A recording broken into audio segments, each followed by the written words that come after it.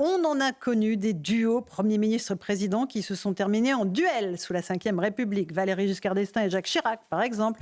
François Mitterrand et Michel Rocard aussi. Et puis, il y a eu les cohabitations.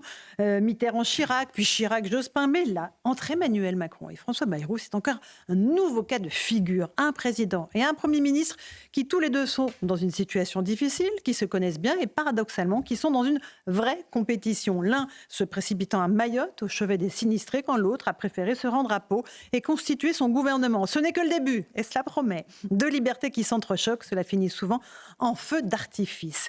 Il y a un problème quand on est Premier ministre, c'est le président, disait Jacques Chaban-Delmas. Il ne croyait pas si bien dire. Le problème d'ailleurs vaut pour tous ceux qui déjà n'ont que la présidentielle de 2027 en tête. Marine Le Pen, la première, qui annonce préparer une élection anticipée. Jean-Luc Mélenchon, qui réunit ses parrainages. Et pourquoi pas Bruno Retailleau, qui lui aussi a fixé les conditions de sa participation au futur gouvernement et qui réclame des garanties sur la sécurité et le contrôle migratoire. Qui a dit qu'on avait besoin d'un homme fort aux idées claires, donc un homme providentiel ? Ah oui, c'est le général de Gaulle.